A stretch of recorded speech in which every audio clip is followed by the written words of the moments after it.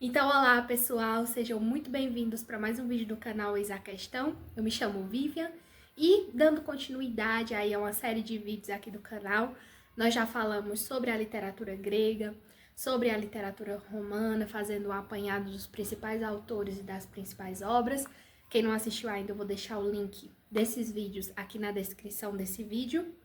E nesse vídeo nós vamos falar sobre os principais autores cristãos dos primeiros séculos aí do cristianismo, chamado cristianismo primitivo, né? Então, nós vamos fazer nessa ordem cronológica, seguindo aí a obra História da Literatura Ocidental, do Otto Maria Carpo. Como eu já tinha dito nos outros vídeos, eu faço esse apanhado desses principais autores, tendo como base a leitura desse livro, uma excelente obra, diga-se de passagem. Então é isso, aguardo vocês depois da vinheta.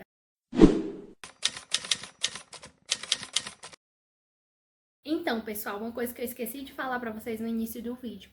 Essa lista dos principais autores que eu cito para vocês é retirada, mais uma vez, da História da Literatura Ocidental. Claro que no capítulo onde ele fala desses autores do cristianismo primitivo, ele cita vários outros autores, né?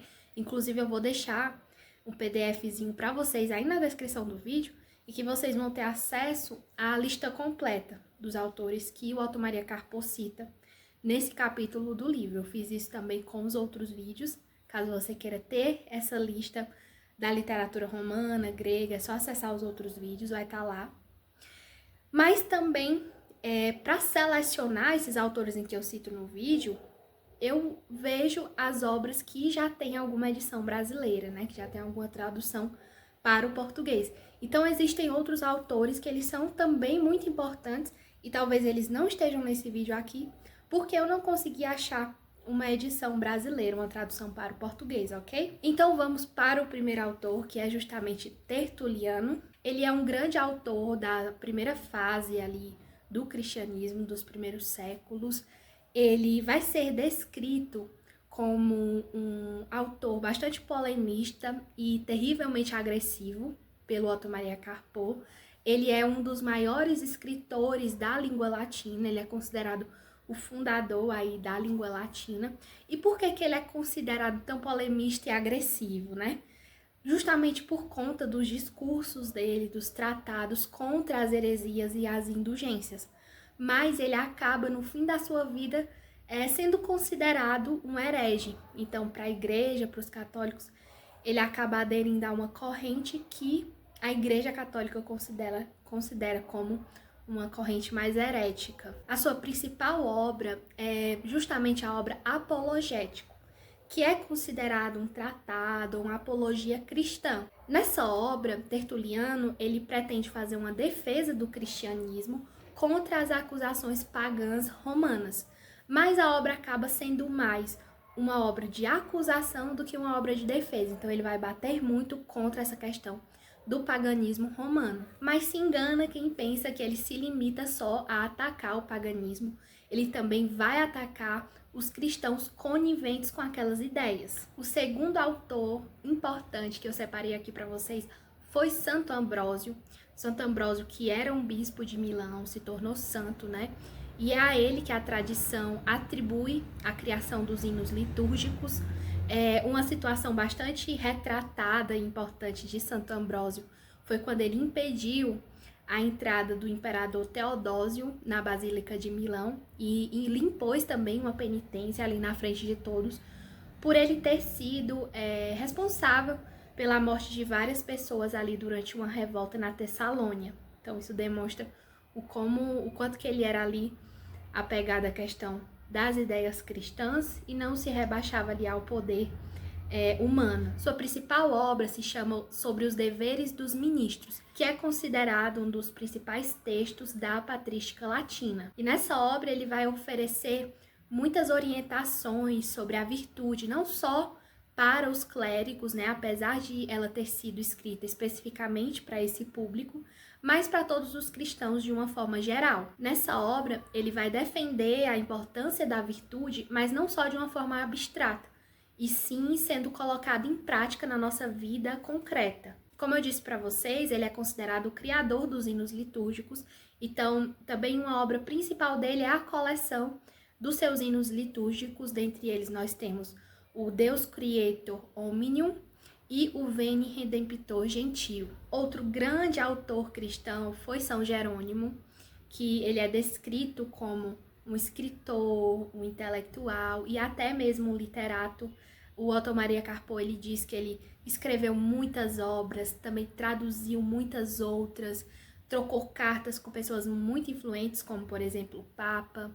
Então, ele foi realmente essa pessoa muito ativa intelectualmente. E a sua principal obra não poderia deixar de ser a Vulgata, que é a tradução latina da Bíblia. Esse termo Vulgata significa versão comum ou divulgada, né?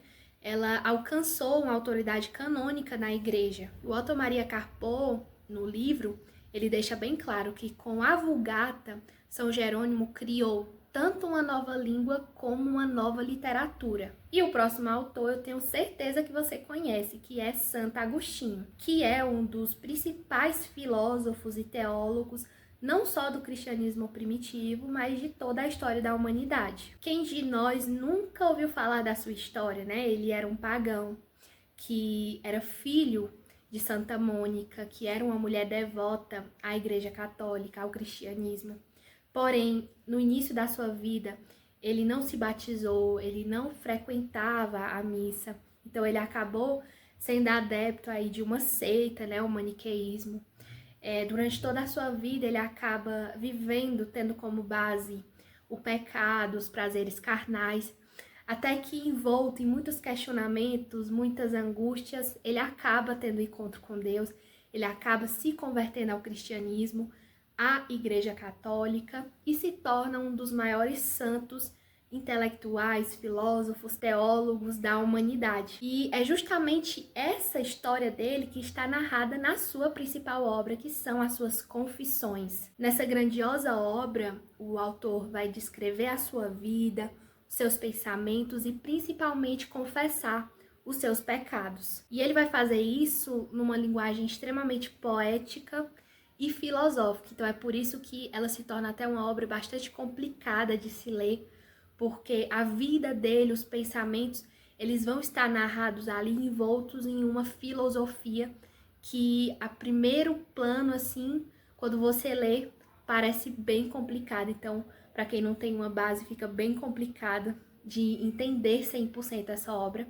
Eu tenho um vídeo sobre as Confissões aqui no meu canal, vou deixar o link também na descrição. Nele eu falo que eu me decepcionei comigo mesma ao ler esse livro, porque realmente estava níveis acima de mim, então futuramente eu vou reler a obra, mas com certeza é uma obra essencial que todos devem ler, não só uma vez, mas várias vezes durante a sua vida. E por fim, mas não menos importante, nós temos São Gregório Magno, que foi um grande doutor da Igreja Católica e Papa. São Gregório Magno, ele nasceu em Roma e ele abandonou uma carreira política muito promissora para ser um monge beneditino, né? Ele tinha como principal característica considerar a simplicidade do coração acima de tudo, né? Como a coisa mais importante. Ele é considerado o grande impulsionador do chamado canto gregoriano, né?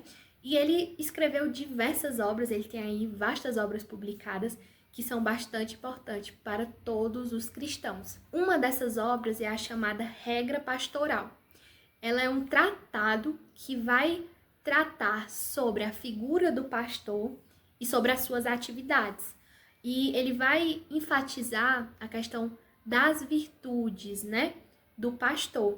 Mas apesar do nome da obra ser Regra Pastoral, não é bem regras, mas sim o modo de vida, como que ele fala dessas atividades, né, de como deve ser o pastor.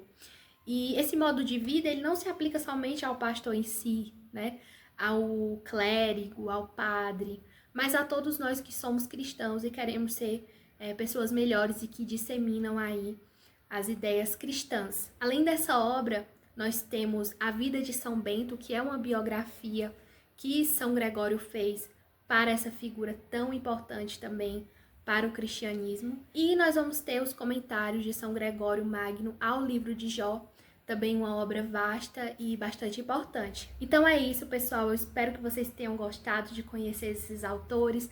Comentem aí quais autores vocês já leram, quais os autores que vocês não conheciam e conheceram agora com esse vídeo. Eu agradeço se vocês curtirem o vídeo, comentarem, compartilharem e não esqueçam de se inscrever no canal, porque isso ajuda muito esse tipo de informação ser disseminada aí pelo YouTube. Então, tchau, tchau e até o próximo vídeo.